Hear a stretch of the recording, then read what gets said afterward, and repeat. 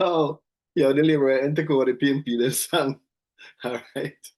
Labour and take over the PMP them song and turn it to a victory march, yo. I one thing, let me tell you something. I one thing with the PMP them. Them have some mad song. Yo, uno young. Most of uno young. And how only pa uno young. So uno don't know the song in a 1972. We have to check old G like me and others. We are talking about how the PMP then sang. Mad, sick, head no good. Remember me tell you no. Because the man then come with that song in a 1972. My father Banya. Yo, that song they shot till it mad sick. You hear me? I'll know the song mad. I'll know the song bad. And the last election cycle we just done. The man then come with that song. So the man march. Brother, all me a dance to the song I mean like PMP party. Me find myself a jump and a dance to the song. You hear me? The song mad. Can't hate pan them. They make some good song. The song mix wicked. And then label end just win and take it to friend them. Boy, you know I'm PMP no salt bad. Yo, welcome to the deep dive. Thank you to my subscribers and the fans of the show. We just thank you. And we aim to continue talking about the really, really important issues on this program. Look, this is not about hype, but sometimes we have to have fun too. You know, see, you see what I said? Yeah. So, couple of issues on the agenda tonight we want to talk about. The election done, but as I said to somebody today, we, the Jamaican people, particularly those of us in the diaspora, we we like the party that best represent the progress of our nation. And we know you can't build a house pan sand. Marky G famously said he want to build house. I think I know Westmoreland he say and a swamp. You can't build house in a swamp, brother. You have to build house. You can't build house in a sand and pan swamp. In a swamp. You understand? You have to build house in a safe place for where people live. And not everybody, let me be honest and say, I know every Jamaican have the mental fortitude to figure out the right path for them, even though they have a vote. And sometimes, and I'm gonna lie to you, it caused me to question the whole concept of one one man, one vote. But again, I would not want to change the concept of one man, one vote because I think every person, wherever they live, ought to have that option to be a part of selecting their government. So, me no want to come for me and come drag me and talk all kind of things. Because I don't know no manners. Some of them no manners. Me not talk to about my subscriber. Them, I talk about some of them PNP comrade. You know no manners. You know no respect and no fi make no point intelligently.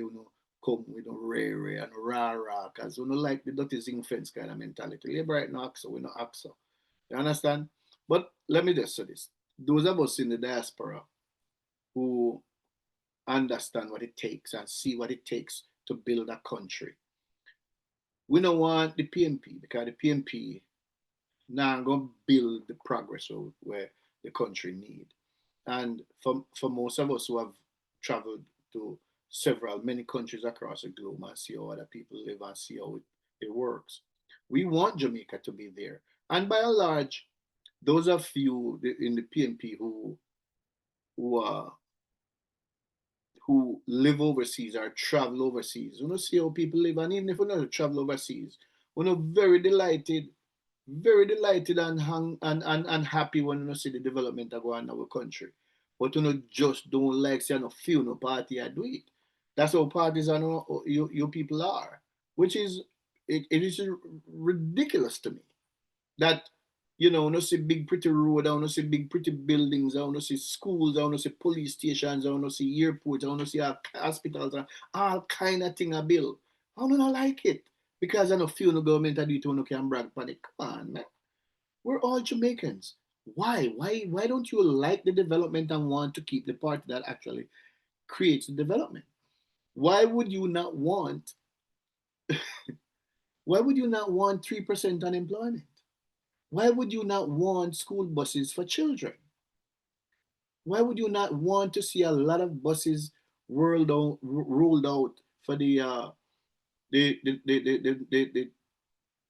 what is it called? The urban transit, what is it? In Kingston, the big yellow buses anyway. Why would you not want that? Every great nation has to have a good transport system to move its people.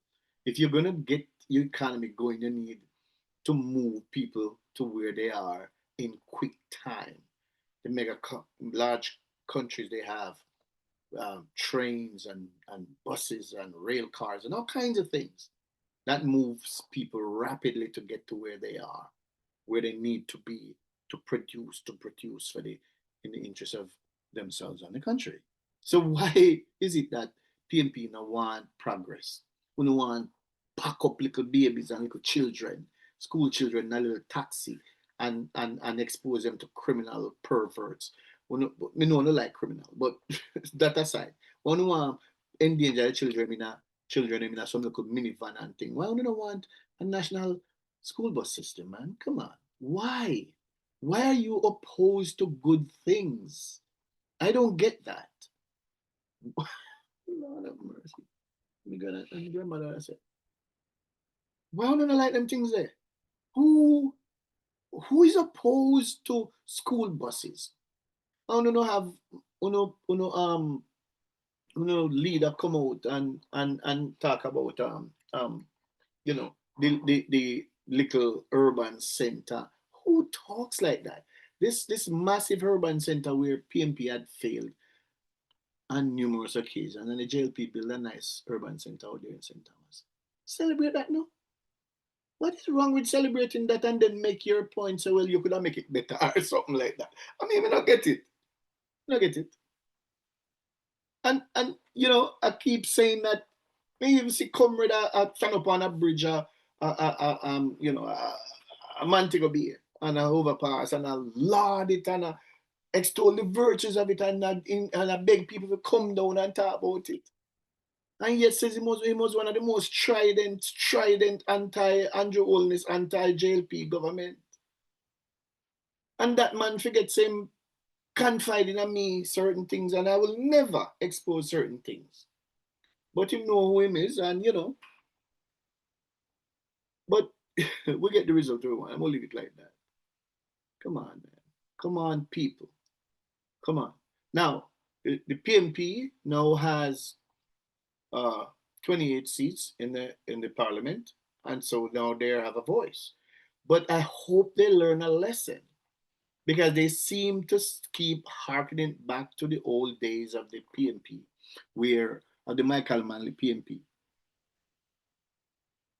Ladies and gentlemen of the People's National Party, the electorate that you faced in 2020, in 2016, was not the electorate you faced in 2020.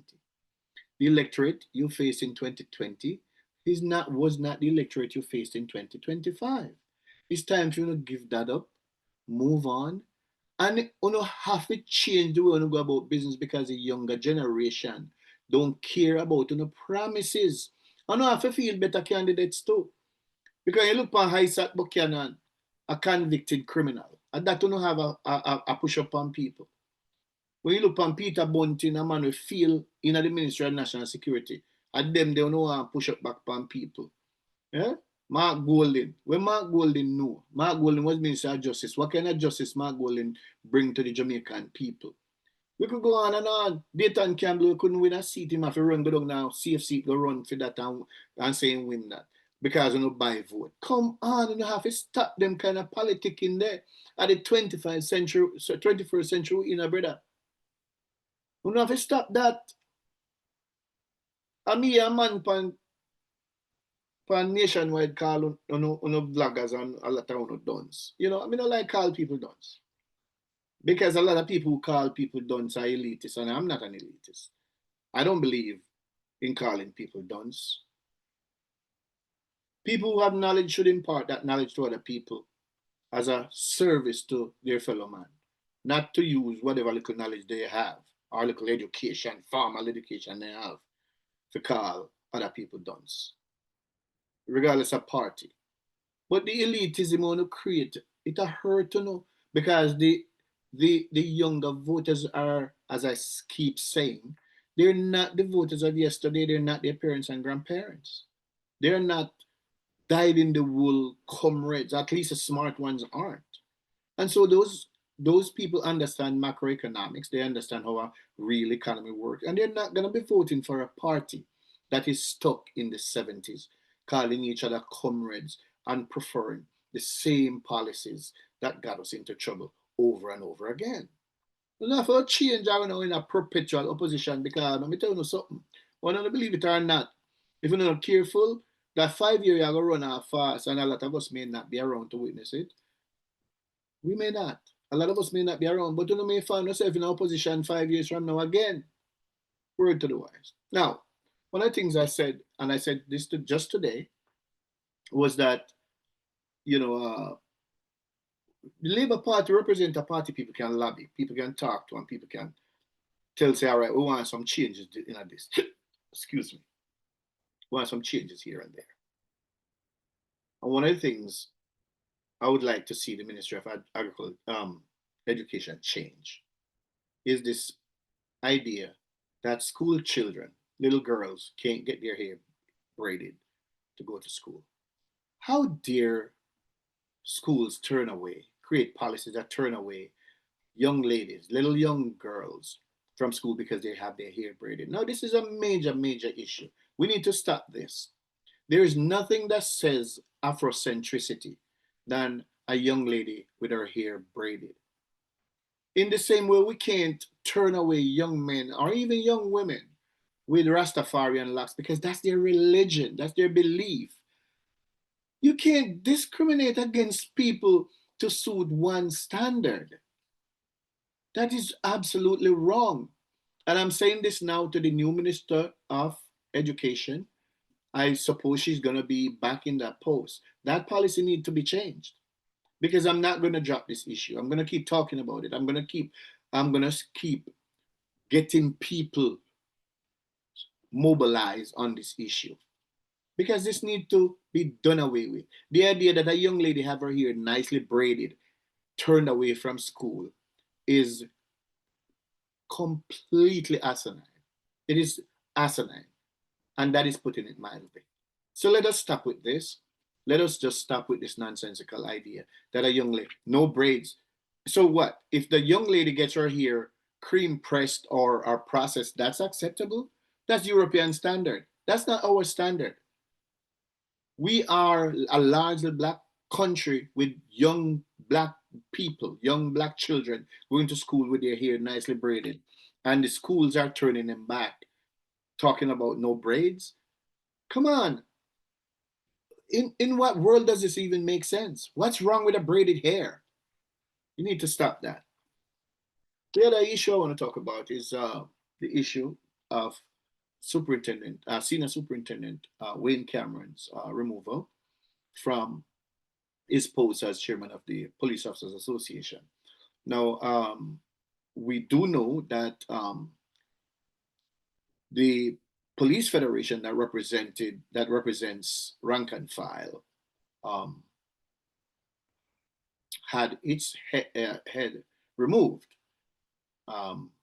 The commissioner removed that gentleman from his post, and that matter was before the court.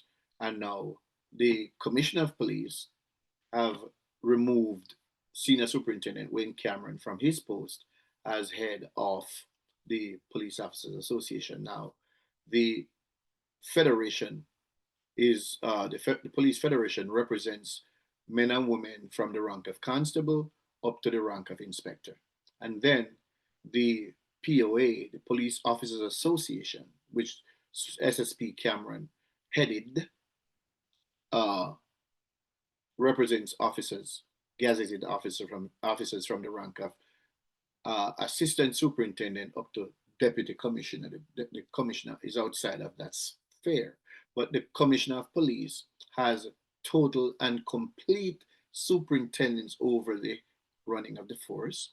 and every person who serves in the Jamaica Constabulary Force serves at the discretion of the police commissioner. Let that be understood.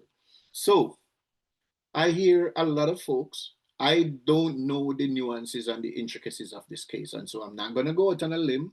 I'm not going to be a fool on this program or any other program by pretending that I know more than I know. Here's what I'm going to say. Insofar as the police commissioner, the communique issue is concerned, it is said that there are some indiscipline issues with the senior superintendent, and that's one reason. And the other reason they say is that he has not held meetings since I think 2022.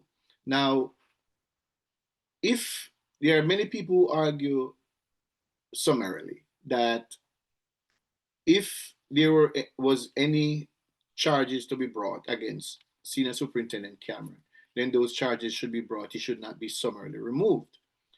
There's a certain legitimacy to that, but we don't know.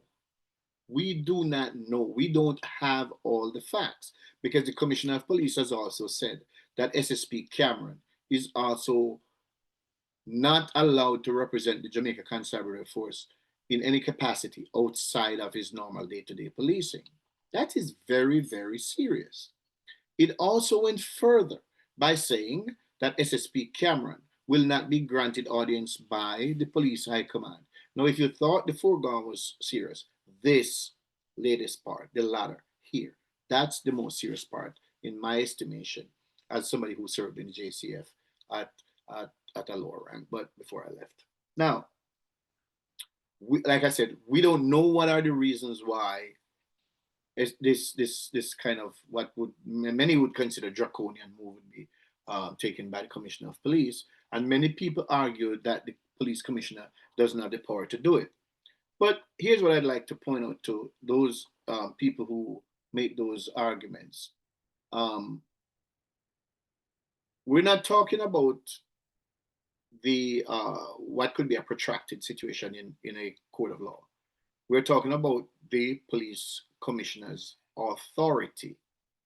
And just as the police commissioner removed the head of the federation, so did the police commissioner remove the head of the Police Officers Association.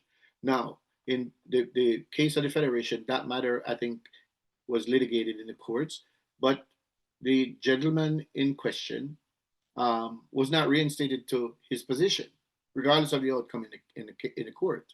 He was not reinstated to his position. And for those saying that the police commissioner can't do this and the police commissioner can't do that, well, guess what?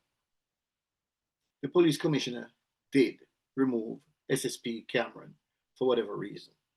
And from my humble opinion, I believe that removing an officer of this rank from a position that is, he said, well, and SSP Cameron came out and said that the police commissioner had no authority to remove him from his post because he was selected by the men and women in the POA.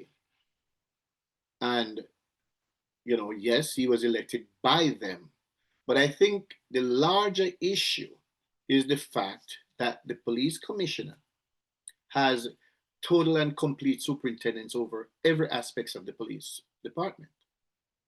And I'm going to leave that there because when you're removed, you're removed. You could go to court and argue a case in court. You could litigate the matter in court. But the fact is that you're removed. Now, I'm not making the case for either side. What I'm saying is I want everybody within earshot of my voice to understand that the police commissioner has total superintendence over every aspect of the force. And the police federation is part of the force. So is the POA, the Police Officers Association, is part of the JCF. And so if the commissioner of police sees fit for whatever reason to act and to act summarily, or as some people would argue, arbitrarily. The fact is, he has acted, and that's the point I want to make. I'm not going to go into in depth to the some of the allegations, because some of those allegations are yet not yet in the public domain. So I'm not going to speculate. I'm not going to say anything beyond that, and I'm not taking any sides.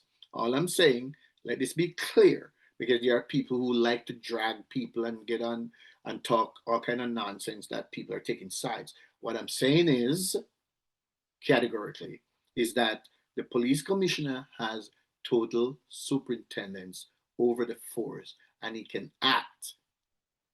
He can act, and actually must act where he sees the reason to act. And that's why we have courts. We live in a democracy, we have a democratic system, and so this is why this matter may be headed for court. And we'll await the outcome of this one. The other one, uh, the PNP is supposed to hold a press conference tomorrow, Thursday, and we don't know what's going to be said in a press conference, and so we can't critique or talk about something that has not happened yet. But they are scheduled to hold a press conference tomorrow, in which they're going to talk about the issues that arose out of the last election.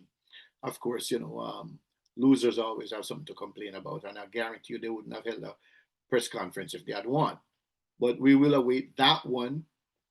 They're going to talk about, I'm sure, because the opposition leader actually went ahead and said in his concession speech that there are things that would be spoken to later about people waiting to vote.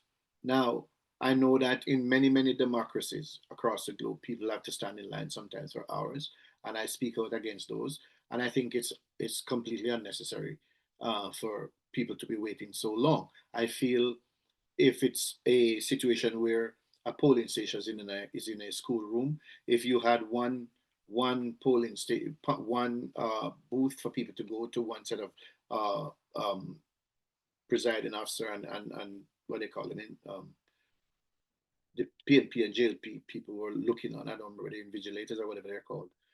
You could do two, and that would lessen the time people have to stand in line. Voting, people exercising their right, their franchise should not be an arduous task. It should be something that's seamless, where people can walk in, exercise their franchise, and walk out. It shouldn't. Nobody should be standing in line. And as we talk about, you know, the low voter turnout in the previous election in 2020 and the 1% increase in voter turnout in this last election 2025, those are issues that has to be looked at to determine if people are turned off by the process, or that that's one of the reasons that's contributing to people actually deciding that they don't want to be a part of the process because it's just too arduous for them to vote. um, the other issue I'm sure they won't talk about is the issue of buying votes, and this is something that has to be addressed with legislation. The I would hope that the Labour Party, and this is something I'm going to press them on, I hope the Labour Party, when they form the next government, will seriously look into and move towards legislation, table legislation on vote buying, because this is a serious issue that compromises democracy. We cannot have people, any political party that is caught paying voters to vote. And there has to be very straight and stringent lines, clear lines of demarcation that establishes rules that make it very clear that if you pay someone to vote, you're going to jail. It should be that simple. Nobody should be paid to vote. That's a banana republic, and we can't run a republic, a democracy that way, when you have to literally pay someone to vote. And the question of voting as also, one of the things that I've heard some of the most rabid partisans like Dion Jackson Miller of TVJ continue to speak about, again, that political organization that works with the PNP. They continue to talk about low voter turnout. And, you know, uh, I said this before and I'm going to reiterate it here today. Low voter turnout is not the responsibility of any one political party. And so to suggest that the party that won the election is some sort of, it's less than, or it's a minority party. That's not the concern of the party that wins, be it PNP or JLP. And so those people who continue to make that argument that somehow this is a minority government are, I don't know where they get education from. University of the West Indies, right? The intellectual ghetto, right. And those are the people who are, dunce yesterday and dunce today. I don't like calling people dunce, but they're dunce. Yeah. And while we're on this subject, getting a degree don't make you bright, don't make you smart, don't make you intelligent. I hope you understand that. Real people in the real world don't see degree as in intellect or any of that. Get that in your heads. Anyway, so yeah, the idea is that the JLP went contested election, so did the PNP, and the JLP won the best of 39% of the vote. Now, that means their voters came on and voted. So if anybody should point any finger at anybody, the finger should be pointed at PNP, who have not been able to turn out their voters for 3 straight elections. They lost 3 state elections. And so to Miss Diane Jackson Miller, who continued to make those twisted claims as she twists her mouth, get a clue. In the last election, the PNP, the JLP won more of the popular vote than they did last time. And the PNP lost more of the popular vote than they did last time, which means the PNP is getting less and less, a smaller and smaller share of the vote each time. And I keep making the point that the PNP is losing the Jamaican people based on the way it goes about doing business. But they don't recognize it. They continue to lie to themselves. They continue to make ridiculous excuses to save face. They continue to make those kinds of excuses to save face. But it's not serving their interest because they keep losing elections. And here's the kicker. They're going to keep losing more elections. Because the idea, when you lose an election, one would have thought that the first thing you do, you start looking at the data. You start looking at where you made mistakes. And you start correcting those mistakes so that you can perform better. But they're not doing that. They're doubling down. They cut every election cycle that the PNP loses an election to this Michelangelo's.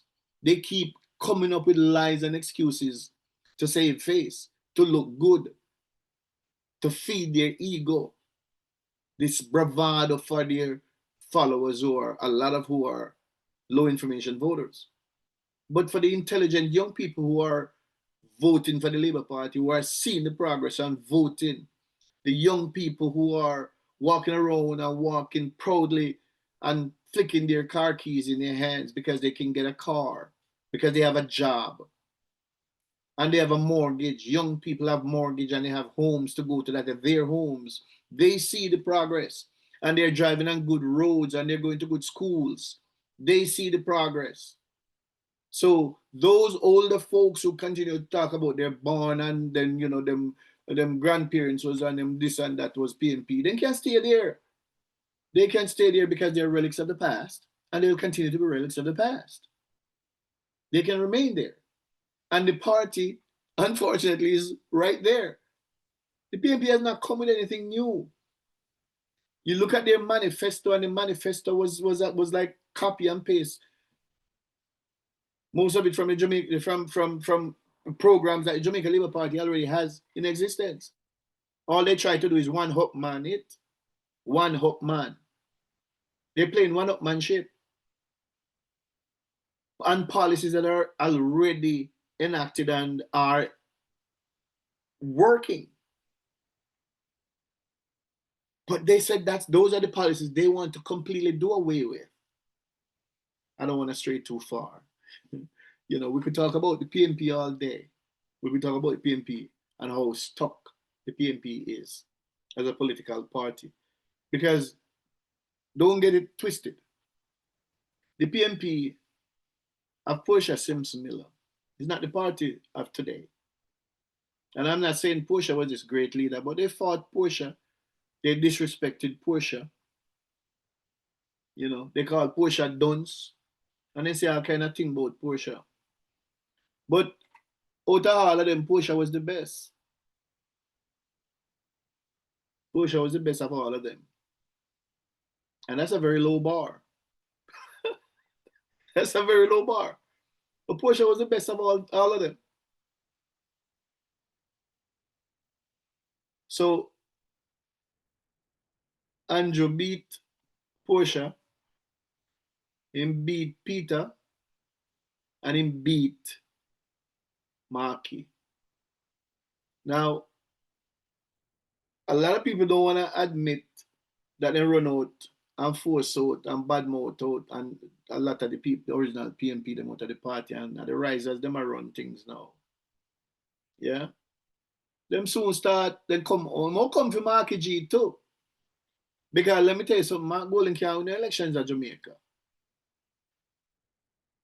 So Mark Golding is going to find himself opposition leader for a long time till him hold. Because he's not going to win the election at Jamaica. And pretty soon they're going to figure it out. And then the sharp knives are come out, Night of the sharp knives. Night of the long knives. They soon start fight among themselves. They soon start fight among themselves, Wait. Them soon start infighting again. Because, as you know, Goatman say he want to be prime minister. And then the little one day, the drug dealer, the convict from where run go down to East Portland go buy a seat. He want to be prime minister too. Lord of mercy, God help Jamaica. You understand me? You want to see Jamaica turn to dust and dirt? Make them the whole scalawag there. Dayton Campbell. Damon Crawford. Isaac Buchanan. Peter Bunting. Make them the whole scalawag there. Ever have control of government in Jamaica and see how Jamaica mash up. Make them the whole scalawag there. Ever have win political office at Jamaica and have the reins of government and see something. When I see something. And while we're on the subject, I wonder if I start to go and travel overseas. I thought go England go represent Vibes Cartel. I more want to travel come to America and go other places as a deported criminal. Member of Parliament. Jesus have mercy. Anyway, that Jamaica come to. Yo, anyway, the final issue I want to talk to you tonight about on this deep dive. And while we're on this subject, please subscribe to the channel, no man. Subscribe. You watch this content. Subscribe to the channel and follow the channel. Give us a like. Leave us a comment and share the video, them, no man. Oh, not go answer. Share the video, them. We need a lot more subscribers and we need to hear from you. We need the like, and we need the comment, we need the share. You understand? Because we now get respond with Laura and say we have X amount of subscribers. No, we want a whole heap of subscribers, man. And what do you know, man? We don't see how the program nice. So we talk about serious issues on this program. It's not a fluff show. We talk about real issues on this show. You understand? We talk about real issues on this show. And listen, let me tell you something.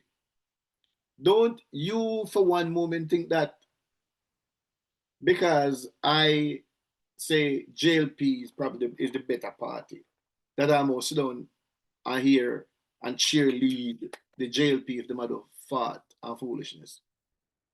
And all that I want to know say, I know that kind of party over here, so you understand. Check out my website, mikebeckles.com. Mike Beckles, one word.com. Check that website out, I want to see. Say, it's not a situation where I cheerlead no party because of politics. No, I defend Jamaica. You understand? Because we say we choose Jamaica. Yeah, we choose Jamaica. I would like with Jamaican flag too, it really, really iconic. It have black, gold, and green night and the PNP. Them no way we used to them no have the Jamaican flag. You know? It's unreal to me that a political party can be vying for political power in a country and will not be seen with that nation's flag. Then tell me how that party, political party, can represent your country. And tell me how that party have that party have the country's interest at heart if them hate the flag that they will not be seen. And more I want to go through any PNP meeting over the last election and see if you see a Jamaican flag. Anywhere on them platform. Pure orange and red and yellow. None of them the color and only the yellow. You find our flag and for them yellow different than the gold in a full flag. So I find it really, really outrageous that a political party would be vying for power in our country, my country that I fought in and bled for. I bled for that country, that little piece of rock that I love. That a political party would want power in that country and refuse to be seen with our iconic Jamaican flag that is so revered and respected all over the world. Our flag no have none of the color them where all of the other nations have. Iconic, black, gold and green. We don't have no red, no blue, no white. Yeah? It's gold and green. Because Jamaica we say, and we choose Jamaica. And that we say. Last issue is the Mandeville shooting. One of the things we have heard from that criminal supporting organization in Jamaica called Jamaicans for Justice, a criminal supporting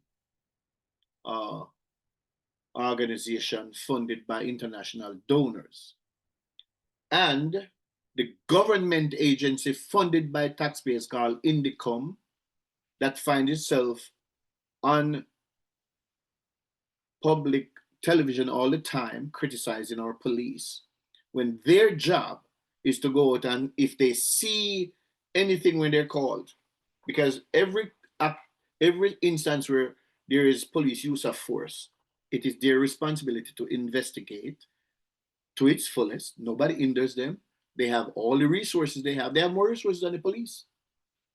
It is their job to investigate and to gather all of that investigative material and submit it to the director of public prosecution for the director's decision on whether to prosecute or not to prosecute. And so, given all of what I just said, the agency called Indicom should not be on television talking about police shootings, because they're the ones tasked with investigating police shootings. And if it's a bad shooting, what I said, that needs to stop. Now, one of the things JFJ love to do, every year they get on television, and they started with Caroline Gomes. She would go overseas and talk about police summarily unaliving people just to get the foreign aid from the dark money from the foreign donors to come to Jamaica and destabilize the country. And it's important to mention that all of those organizations, even some funded by taxpayers like Indicom, yeah, they are arms of the PMP, like the Gleaner, RJR, and all of them. And even the Observer and all of them become arms of the PMP. And the Integrity Commission, all of them become arms of the PMP. And this is why there is this continued notion, and in the head of people like Baton Campbell, this stupid idea that Jamaica a PMP country. Jamaica not a PMP country. Never was, never will be. Because the data doesn't support it. A data we go by, yes, sir. Data don't support a PMP country. It was racism and the division within the Jamaica Labour Party while PG Patterson won 3 terms against Edward Seaga. It was only that and those reasons why. Because in 1972, in 1980, Michael Manley started this vicious racist campaign against Edward Seaga, calling him a white man. Hence the song My Father Barney and all of that bullshit. And when Seaga finally left in 88, when Manley came back, Manley, who is also half white or half whatever him is, because him no black neither. Him never black neither. Yeah. And the JLP went into this downward spiral to the extent that some of the members them break off and go form the NDM. That's how PJ Patterson, the worst prime minister in Jamaica's history, was able to win 3 terms. JLP wasn't really contesting no election. There were no condition to contest election because they were in turmoil. And that is why when Bruce Golding went back to the JLP in 2007, he was able to win that election, albeit by a small margin. So we could look at the data from Jamaica got independence. Jamaica is a PMP country. For the first 10 years after independence, Jamaica was under JLP rule.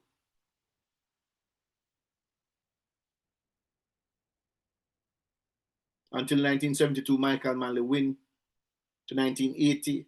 That's 8 years against 10 years. Michael Manley won, coming back and won in 89.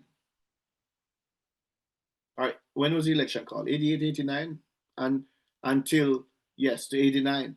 89, and then they governed from 89 until what? 2000, what is it? Where were we? 2007. JLP took over in 2007 to 2011. PMP won in 2011, and by 2016, they were out again. 2016, JLP won. 2020, JLP won. 2025,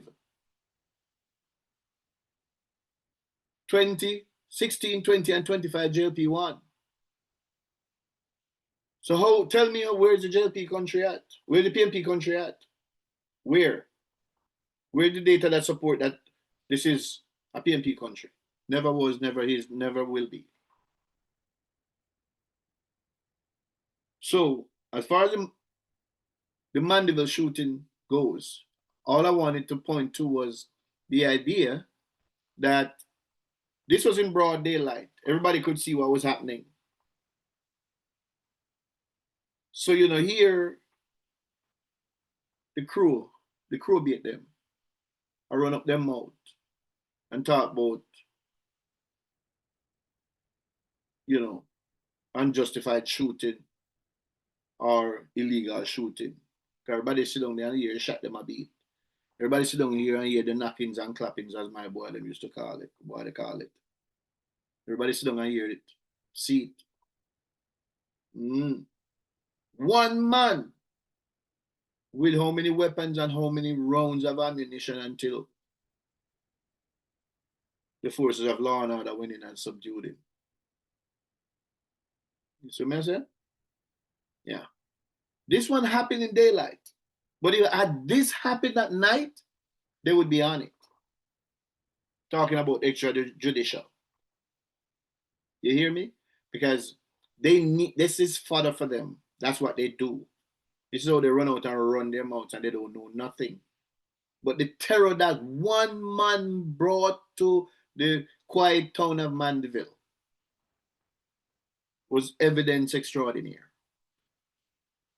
Folks, listen, subscribe to the channel. Oh yeah, watch and not subscribe, man. Subscribe. And share it in the WhatsApp group and share it. You know, we need to hear from you. And what we're going to do, we're going to have a phone number.